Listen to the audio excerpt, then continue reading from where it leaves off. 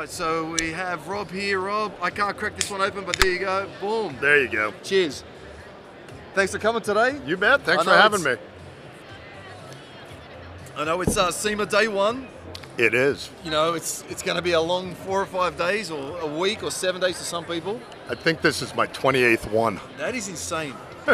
Just means I'm old. Oh, yeah, but seasoned is how we call it. There you go, veteran. So you have to do me a big favor. So I've been doing this for, I don't know, 3 years now, 40 times a SEMA, but I butcher everyone's intro. So you're gonna have to bear with me. You're gonna have to be, you're gonna have to fine. You're gonna have to do an elevator pitch to save me the grief of getting all the feedback of Jace, stop stumbling on the intro. So over to you. Go for it. Please save me.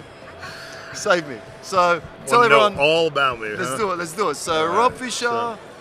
You know, I've been in this industry for 32 years. Grew up racing cars, and was one of the lucky people who got into the automotive aftermarket very young age and have made a career of it. So I get to play with cars every day as I go to work. You know, so. It's interesting because you talk about being here for a long time, but again, I said to you before, like, you know.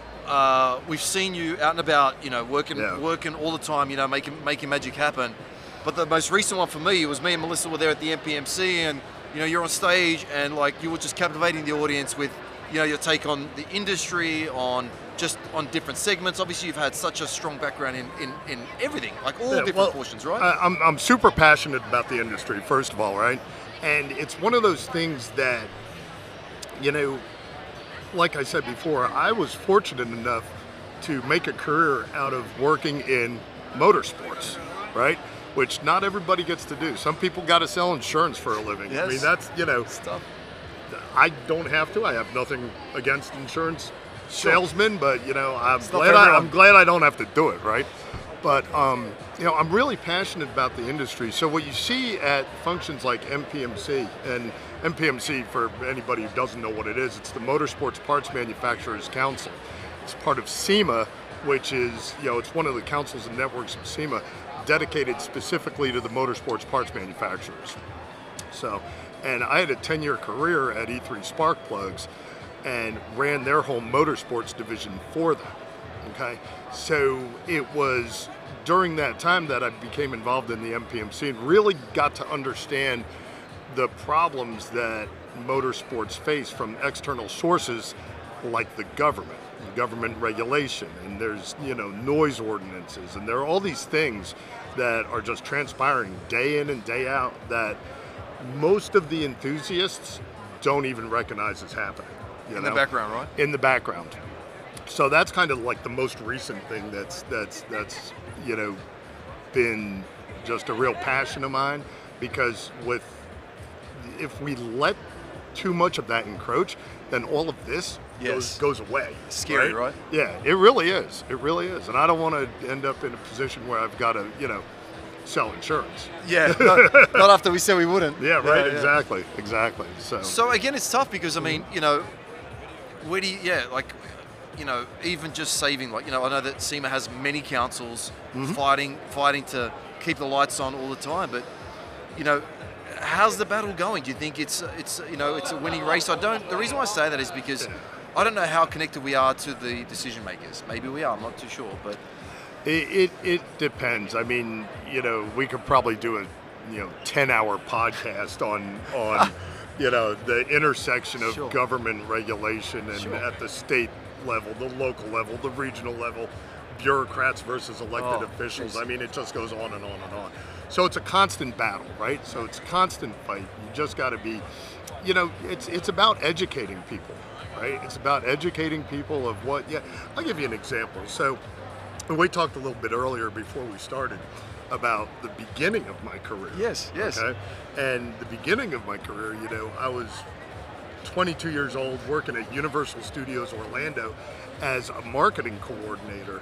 And my boss comes one day and he says, here, check out this NASCAR proposal for sponsorship for this race team. So I flew up to Panama City, Florida. 22. What's that? How old are you now? 22 years old. Oh my gosh. I'm 55 now. Oh my gosh. No, but at that time, that was... Yeah, so I was 22 years old. I mean, it's not something an average 22-year-old will do, right? No, he was just like, I think he sent me because he didn't want to do it, right? So we fly up there and we're going to a race called the Snowball Derby. Sweet. So it's one of the biggest super late model races in the country.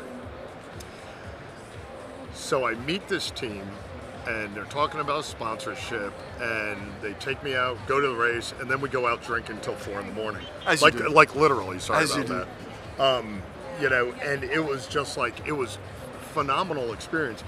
Anyway, 3 weeks later, they hired me away from Universal, and that set on a 10-year career in NASCAR, working for Phoenix Racing, Jeff Bodine Racing, and Roush Racing. So I worked for all 3 of those teams at different times. And what was interesting back then is it was a time when OBD1 and OBD2 were just coming into cars. There were no computers in cars anywhere. There was, you know, everything was very much mechanical. And the intersection of government and racing enthusiasts and all that was very friendly. That's fair. It was very supportive. NASCAR was a hot thing back then. It was hitting the stratosphere. So I've kind of watched this transition of what it was. Interesting. Back in the day to now where it's, you know, EV mandates. And well, it's not really an EV mandate. It's an ICE ban. It's a ban of the internal combustion engine, which has way far further reach than an EV mandate, right? Correct. You know, it's those type of things that, you know, I've kind of seen both sides. And just that's because I've been fortunate enough to have a career that was all in the same industry across the whole, you know, gamut, right? And that's insane. So tell me, I don't know, give me I don't know, I've never ever watched NASCAR, obviously on TV, never live. Right. I don't know, tell for the fellow Australians who know NASCAR, understand NASCAR, but give us a little tech bit or a little snapshot of, I don't know, what makes NASCAR tick for you. Well, I grew up around racing. I mean, like a typical weekend. I grew up in New Jersey, and I was from a little town called Point Pleasant. Nice. It was a beach town. So my dad, my granddad, we were all big fishermen, right? Oh, so sweet. Offshore sport fishing was the thing that we did, and race cars. So it was Saturday night you were at the racetrack, Sunday you were fishing, and then you'd go back to work for the following week. So that was my whole childhood, right? That's cool. And I raced at Wall Stadium in between Ray Everham and Martin Truex Jr. So I saw Martin Truex Jr., big NASCAR, you know, champion guy, when he was, 10 years old, and I was a teenager. That is crazy. And it's, so I just grew up around it. And back in those days, it was nothing for Bobby Allison to show up and race at that track. I mean, that's what they did back then. The pressure of what NASCAR is today versus what NASCAR is when I was a kid growing up, the accessibility of the drivers is huge. You could walk into a restaurant and just talk with Richard Petty. Wow. And so when you're a little kid and your parents are into motorsports and, fishing, and that's kind of what you do. So I have a tremendous amount of nostalgia for NASCAR, and that's what I grew up around. And I guess that's how you forge a relationship, a connection to stumbling across someone. He remembers your name, he shakes your hand, you're like, I'm going to go for that guy on TV now. Oh, yeah. And all of a sudden you lose that. Absolutely. And then you gain that, as opposed to, it's so for me, the one thing I see about NASCAR, it's very corporate, right? So the reason why I say that is you don't see, maybe I'm wrong, but you don't see a lot of engine breakdowns. It's no longer... Not anymore. Yeah. So what I'm saying is people don't spend, or big corporate money doesn't spend a lot of money on your car for you to break down halfway through the thing. And that's why I love there's this NHRA portion of... we did a study on dopamine, we'll get into that, but that's what I love about NHRA. Like, you can actually walk in and talk to John Force. He'll be at your local restaurant. You can still talk to John Force. Very much so. There's still the every now and then accessibility. Yep. There's the ability for it. Even they turn the tires. Even they blow an engine every now and then. So there is still that portion of you know, connectivity. You know what I mean? And it's weird because when you look at like sport and humans as you know, in general, humans are wholly and solely rely on hits of dopamine. I think the biggest sport in the world, or actually I think the sport with the biggest amount of dopamine hits is actually drag racing. And if they were to actually work through that, yeah, it's great, because technically you've got like a dopamine hit of a top fueler leaving the line. So you're like, oh my God, you've got the tree. They're like, yes, the tree was green and red. So you're there, if someone, you know, red lights, all of a sudden you're like, oh, you lose it. Then your car's in front, so then you got a dopamine hit. Then all of a sudden if you're neck and neck and you win, you get that dopamine hit. And then, and then obviously, I know it sounds stupid, but I'll touch on it now. But then you've got this whole shot deal. So where two cars cross the line, I could look far, I could be a 3-second pass, you could be 3.1, but because the reaction time's not added in the overall time, you get this added dopamine hit of shit, we just won, but we were slower. So I think there's this thing at NHRA that's untapped, that really like well connected, would go even beyond the corporate sport, would even go beyond like even just as a human thing. Anyway, I don't know why I got off topic, but I had to throw it out there. There's so many different nuances among all motorsports, right? Yes. But in particular with NHRA, and that's, you touched on it before about engine failures, right? When, you know, in my day, we had this actually kind of funny story. This is when I was working for Roush, and we had cams for doing all the camshafts, okay? And we were sponsored by Valvoline. And all 4 Roush cars ran Valvoline racing oil. And I'm back in the 90s now, okay? So, Martin started blowing engines.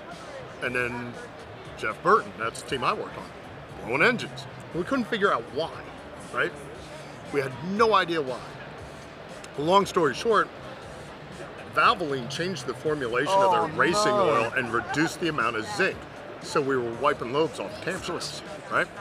And it took like 6 weeks to actually have everything intersected where we found out what the problem was. I guess in the 90s they'll flat tap a cam, so that would have happened. Oh yeah, absolutely. Yeah. Well, you go into a motor shop today, and the level of technology and checking and testing, down to the minutia that they do, and the dyno technology coupled with the dyno technology, the dynos that the top cup teams use today,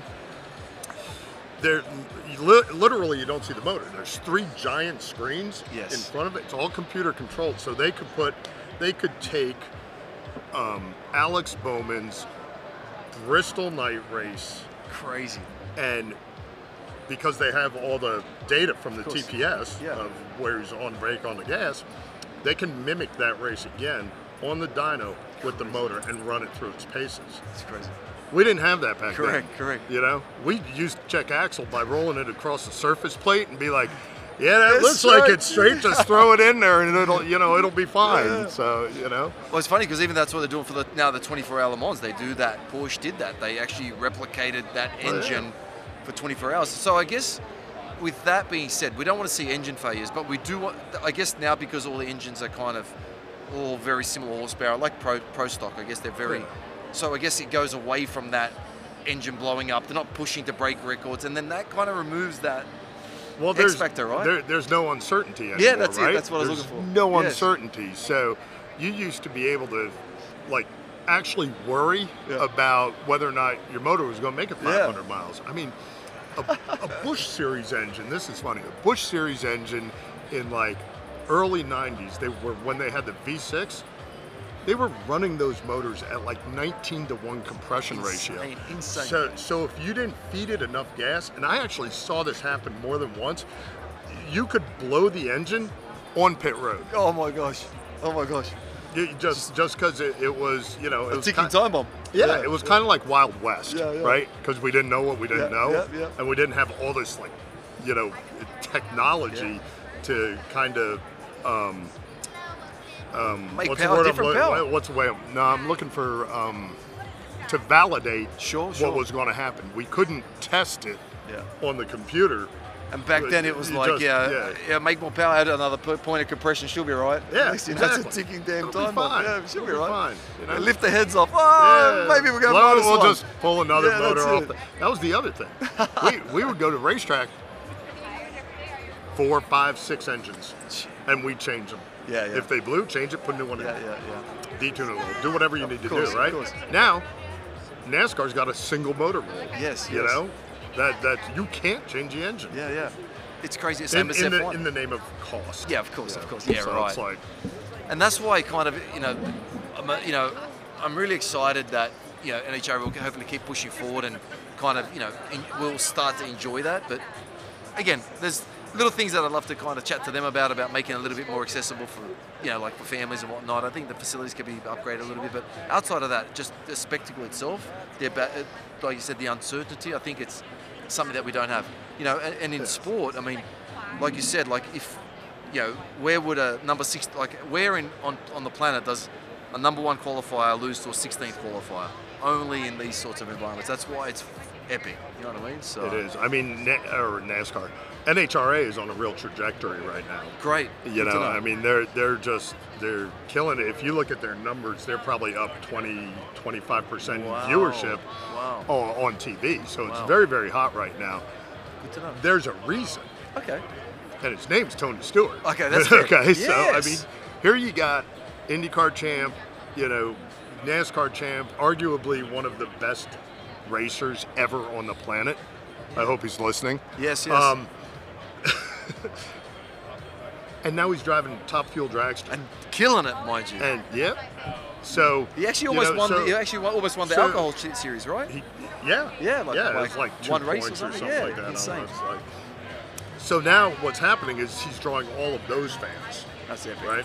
He's drawing all those fans over. And that's all it takes, right? Just a couple of runs to fall in love with it, and away you go. So you spent a great amount of time with E3. Tell me through how that feels. I mean, obviously you're part of the NHRA furniture there. How did that feel? It was funny because E3 Spark Plugs recruited me away from the magazines. Okay.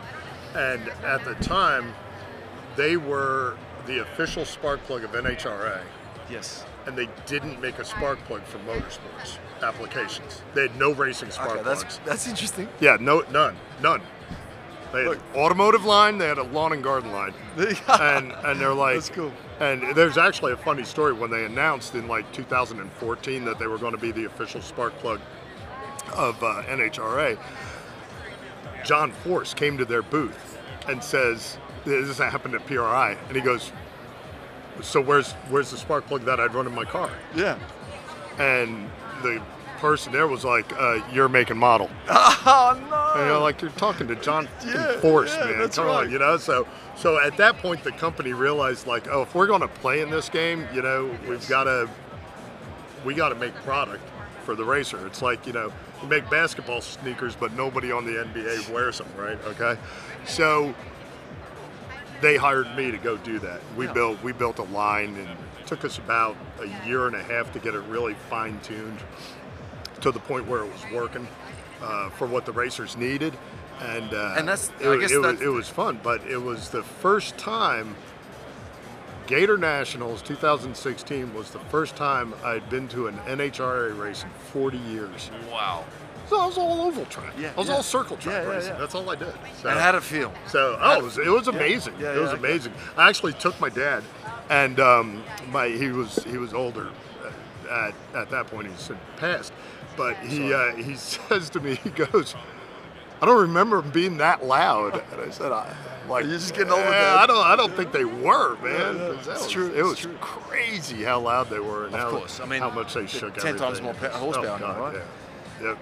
So it's a pretty phenomenal success story when you think about it, right? Going from no spark plugs to having a spark plug range that everyone's running. Yep. And now let's face it, I don't know how to say this without saying something wrong, but the people who race NHRA in the Pro Series, you can't get anything wrong. Like, you can't give them something that doesn't work or has a tendency to fail. Well, you can, but then they get pissed yeah, off. that's exactly right. And then all of a sudden you're the bad guy. Oh no, can I say that on yeah, this podcast? Yeah, you can. It's okay? You can. It's an Australian. Technically, it's hosted by an Australian, so there's going to be a lot more swearing. So. Yeah, okay, well, perfect. Yeah, there you go. Yeah, no, I've had more than one incident where you know, because parts fail. Of course. I mean, it's a manufactured part; it fails. Of course. And yeah. And what I'm saying is, they're a tough crowd, and you know. Oh yeah, you have to. I mean, you think about it. It costs $125,000 to run one NHRA weekend. Wow. That's if you want to win in a nitro car. Yes. Okay, Yes. so context, right? And $6 part. Yeah. Ending your Ouch. weekend. Ouch. Yeah. Damn it.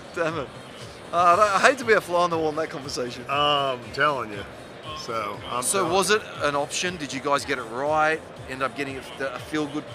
Did you get to a feel good position? Oh yeah. I mean, anytime you have parts. So here's the thing with any racers or any parts failure in motorsports. It's how you address it. Yeah. Because I will guarantee you it's going to happen. Of course. Right? How do you address it? So you can blame something else, or you can go, my fault, right? And when you go, my fault, we'll fix it, yeah, they're still going to be pissed. Yeah. I hated that. Yeah, that was the worst. It's Rob's fault. It's all Rob's fault. The worst thing about working for E3 Spark Plugs is that I had this like fear, right? Every race. Yeah. Oh no. Every race, because you never know, because those things literally are ticking time bombs. They sure are. And it can be any little thing in the whole ignition system can set it off. Correct. And sometimes it can be hard to trace what actually 100%. caused the engine failure, right? And whenever one of our sponsored teams would like blow up, I'd just be like, please. I'd be like, please, no, plugs. Not the plugs. It was the tune. Not the plugs. Yeah, that's crazy. So, but and so I know that there's like different technologies. There's like these 3-prong plugs. You probably don't want to get into it, but I don't know. There's like all these different technologies. But in the end, right? It's just make it work, right? What you said you had a favorite. Suck, squeeze, bang, blow. I mean, that's all you need. And, you know, traditional J-wire plug works best in those. It's crazy how in those applications, you know. Yeah, it's crazy how just out of all of the options, you're like, nah, this is going to work. So, I guess you're there long time. 8 years. 8 years. Yep. Tell me about, I don't know, other than seeing something blow up at the Spark on the line, did you, I mean, because you guys were across a lot of teams, did you get to be any part of any championships or any of that sort of stuff? Yeah, actually, Leah Pruitt, when she won the factory stock title in 2018, she was running E3 plugs, coils. So did you get the ring, or you're like, nah, just I'm still waiting for my ring. Yeah, let's go. Too far down on the totem pole. Yeah, that's how it works. Yeah. Well, they only give rings to everybody if it's a fuel championship. I know. I think Leah's still waiting for a ring. Yeah, I know. She was close, right? I think in just last year. Was it last year? Last year, yeah. Last year. Came down to the final race. Yeah, actually, her and Tony, I think. No, because Tony almost won the. Kalita and Leah. Kalita beat Leah. Yes. And can't remember her name. Who beat Tony? Yeah, that's Julie. The girl, Julie. Yeah. And so that's what I'm saying. Like they were both literally right on the line. That could have been a family of champions right there. Can you believe that? Oh my gosh. That's right. The exciting thing about NHRA racing, you know. So and we got to be parts of wins with them, and that's there's no better feeling than to be in victory lane. For me. Yeah. You know, with your team, regardless of what the team, what your role in the team is. Well, again, like the guy from NASA that said that sweeping the floors, like, what's your job? He's like, I help put the man on the moon. Yeah. You know what I mean? Just because he's sweeping the floors, and it doesn't mean that he's a floor sweeper. Part of that whole system. Correct. Yeah. So those floors don't get swept. People don't make it on the moon. So I guess you got, is it Robert Jr.? How do I address your son's name? Because it's actually just Robert. So I mean, I'm Robert Charles Fisher. He's Robert Joseph Fisher. Okay, got it. Because technically, I'm like in a my phone. A lot of people call him like junior. Okay. Not a lot of people, but you know, the one I always hear is big fish and little fish. Okay. That's well, that's one that's been out there. Yeah, okay. So, I'll say what you want. I don't want to say anything wrong. The reason why you gotta ask him. The reason why I have a problem is because I've got you both in my phone as the same damn name. I'm like, oh, which one's calling? I don't know which one. If it's junior or senior. Old one. Old one. There you go. Yeah. Old wise one. Yeah. So I guess even with that, I mean, you know, he's following your footsteps. He's, you know, he's out here hustling in the industry. He you know, it's funny. He was, I think, a year old when we took him to his first race. That is crazy. And you know, we stick him in the race car, let him pretend he's driving, stuff like that. And over the years, he's gone to a bunch of races with me, right? And when we moved from New Jersey down to Tampa, Florida, when I took the circle track job, he was about 8 years old, and he was kind of having a little bit of rough time. Like, he left all his friends and all that. He's an 8-year-old kid. Nobody wants to move, right? Yeah. And so I started putting him in all these. He's gonna kill me for telling all this shit. Sorry. But I started putting him in all these. I tried golf, tried football, tried baseball, Cub Scouts, all this stuff. We learned that, and nothing really resonated with him. And then I took him. I found out that there was a BMX track being built over by, 10 minutes away from our house. So we took him over there, let him try it, and 10 years later, he went down one time, and he just fell in love with it, right? And I'm like, oh, this is perfect. Finally found something for the kid, make the transition better, smoother. Then I found out how much it costs. Oh shit! To race bicycles. I was like, there's 2 wheels and a frame. There's two wheels and a frame. How can it be that costly? And it is. Oh boy. I'll tell you a funny story. So one time, he was really, really good, had a private coach, and we raced all over the country. Oh boy. So he was nationally ranked. I mean, he'll be pissed at me for even saying that, because he doesn't like to he doesn't like talk about himself like that. That's cool. But proud dad can. That's it. So Jeff was his coach, and I just got brand new setup on this bike. I mean, God knows how much. $1,500 in the bike or whatever it was. Still a lot of money. Oh yeah, yeah. It doesn't sound like a lot, but when you're talking about a bicycle, and this was, this is. And they look like the ones you grew up riding. It's not like it looks like a Cannondale or something. Yeah, no. It's a BMX bike. It doesn't look like it should cost more than $300 from Kmart, and so. The coach comes to me and he goes, I got bad news. I said, Jeff, every time you have bad news for me, it costs me money, right? And he goes, Robbie's too big for the frame. I said, I just bought that frame. Literally just bought it. I think he rode it for a month. Oh no. Right? Teenage boy growth spurt. Oh shit. New frame. Oh no. Yeah. So. Another $1,500 down the toilet. That's it. The reason why I say that is because I think it might have been last year or the year before. One thing that will always resonate with me, I'll never forget this, is people say things and you'll never forget them. I'm like, oh, hey, what are you doing after SEMA or PRO or somewhere? And he's like, oh, I'm going bike riding with my dad. I'm like, what do you mean? He's like, I'm like, you're a grown adult and your dad, because you both drift apart, you both get busy. Yeah. It's like, nah, me and my dad, we get on the bikes and we just father-son deal. And I'm like, I'll never forget that. And I'll probably bring it up maybe 10 more times in the next 10 years, and I'm so sorry. But that's all good. That was one of the most touching moments, that you guys just tell me more about it, but you guys just get out and go, let's go. So Robbie's first SEMA show was 2015. Okay. And he was 16 years old. Wow. Okay. And I brought him as part of the, kind of snuck him into the whole high school thing where they do mentorships and stuff. That's cool. For the young kids. It helps volunteering for SEMA. I mean, if you want to, probably shouldn't be saying that either, but volunteer, you can work the system better. That's it. I'm sure that he still have to do something. Oh yeah, you do. I do a ton of work for SEMA, so I mean that's okay. he was right. 16 was really when he was at the height of his, you know, BMX career and riding ability, and he was just on it, and you know, all that. And we were looking for a place to mountain bike back home in Florida, which is not, it's more trail riding, right? And so I found this mountain bike park 20 minutes south of here in Boulder City. Yeah. It's called Bootleg Canyon. Yeah. So, and then I found All Mountain Cyclery.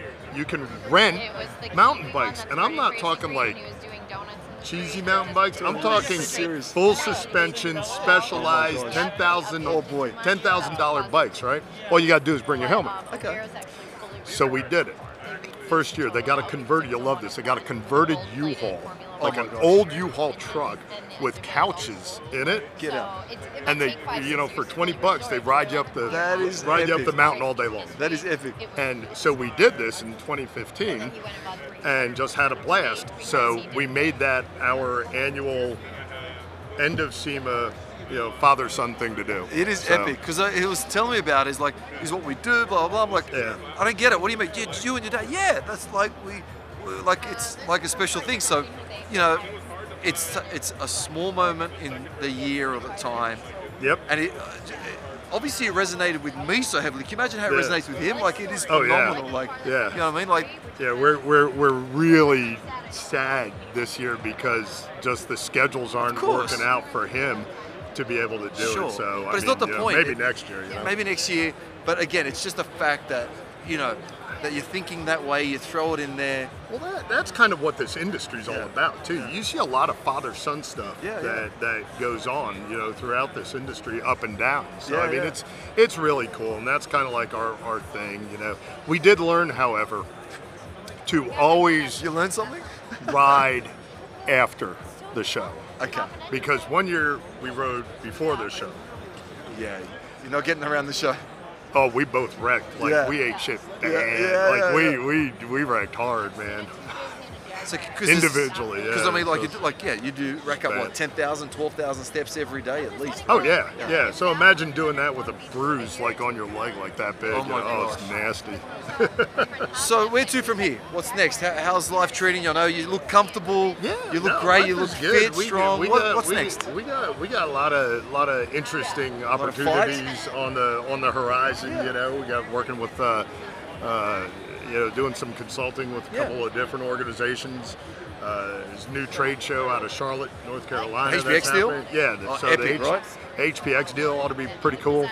And I'm working with a couple of friends of mine who launched a content creator managed service platform that takes basically. It does exactly that. It manages creator content. So it really takes the mystery out of influencer marketing, and we kind of look at it as the next, or they kind of look at it as the next big thing. Agreed. You know, so. Well, because again, you know, there's that uncertainty, right? So you go in there, we're typically like with NHRA, you sign a contract, they tell you what you're going to get, you pay for it, you get what you get. And sometimes even they over-deliver, which they have for us. But with content creators, it's like, hey, this is what we want, this is what we need to deliver, and then there's this grey of mist of... There's this real nebulous kind of, did it actually happen? And what's interesting is they developed the software for the gaming industry. Awesome. Like years ago, because, you know, these gamers, these sim racers, you know, we're getting all this money, and the companies were like, can we track the ROI? Yes. So this platform's all about tracking the ROI. So it's kind of it's interesting for me to be, you know, that closely involved to a software startup. Nice. That you know, depending on which way it goes, could be really interesting. The base structure of it is it's just fabulous, and the amount of data that they can drill down to is just ungodly. I look at it as like, man, if I had this when I was running marketing for E3, it would have been, you know. And it's kind of like, be there. And it's funny, yeah, exactly.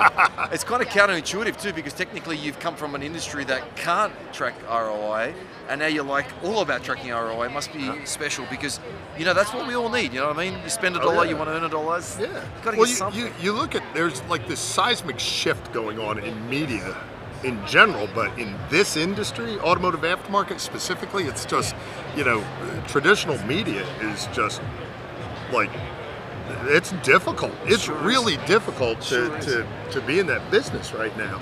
And it's a lot of it has to do with the lack of trackability of anything. And it's not like, you know, it's not those things where you can say, oh, well, we reach this many subscribers for a print magazine or whatever. I'm talking about drilling down to actual true demographics of the audience and then dissecting that out and showing, and then having that intersect with a platform where you can actually track sales. Yeah. And then, like you said, then knowing the demographic, you can then better target your ads. Yeah, all of the above. You know what I mean? I mean, I don't want to see an ad for, I don't know, you know, female shampoo. I don't know, something. Yeah. So you know, I mean, that, again, that just goes wasted. Where even some of the old typical spray and pray techniques of just, you know, email blasting and all the above. Yeah. But we still got a long way to go. I mean, on that sort of marketing, you know what I mean? I mean, Apple, I mean, Facebook and Google have got it right. They own our data, so they can do whatever they want. So I guess the only time we can probably profit from that is when we get to have access to everyone's information, and then that way you can target that right information. So it's not easy. It's not easy, but having all the data isn't necessarily the end-all be-all. You've got to have the correct data, right? Where, of which applies to what you're trying to sell or do or anything like that. You know, look at Speedmaster as an example. Any of your product line, do you care whether or not I drink whiskey? Yeah, true. Not really. So true. Right? So true. Because unless you're making whiskey now. I mean, I know we got energy drink on the table. Is that the next deal? Yeah. Little Speedmaster craft? It is, you know? Yeah. That'd be cool. There you go. We hit it here first. Brand, right? Yes, sir. Build the yes, brand. Sir. Yes, sir. But you know, that's kind of, you want that data about the enthusiast, the guy who's buying cylinder heads, the guy who's buying the intakes, all that stuff. So you know, that's where you win, right? So. And again, like you said, with the influencer, if we know their demographic and then they're advertising, and then we can monetize on that, and we're actually not spending money for nothing, it's almost perfect. It's a win-win for everyone. Oh yeah, absolutely. And I think you're going to see the industry go that direction more because they demand it, because we don't have the marketing budgets that we used to. You know? Oh, no, we don't. No, we don't. I mean, again, as you know, margins get thinner. You know, people expect more. At one stage they expected less. They wanted to pay less. Now they want to pay less, expect more. So it's never exactly. It's going to be tough to turn around. So I guess, you know, I don't know. I've been using one line. I've got. It's going to be tough. I'm so sorry I put you on the spot, but I've got a one-liner that I close out with. So it's up in my top pocket, so it's easy. Which is, I don't know. If you want to go fast, go alone. If you want to go far, do it together. So I don't know if you've got one liner in your vocabulary for your umpteen amount. Yeah. I don't know. I really don't. I've got some good quotes. From, you know. Let's hear anything. Okay, so I guess my favorite one is, and I'm going to paraphrase it. Sure. And it kind of falls along those lines. And it's, you never know how far you can go if you don't care who gets the credit. Ronald Reagan said that, or said something similar to that, but that's it. Yeah, and when you stop putting it about you and put it about the bigger what's picture. Bigger, yeah, I like that. That's it. Well, you heard it here from Rob. I don't know if I've got the leg stamina or the knees to go bike riding with him ever. But I could you're invited, man. Come on. I could definitely sit in the back of the truck and have some whiskey and energy drinks. There you go. After we develop the Speedmaster energy drinks, so that'd be cool. But anyone who's an avid bike rider, mate, I don't know, put him to the test. There you go. Let's go shred. Yes, sir. Again, thank you so much. I really appreciate your time. Thank you so much. My pleasure, man. And again, thanks to Rob. So thanks, guys.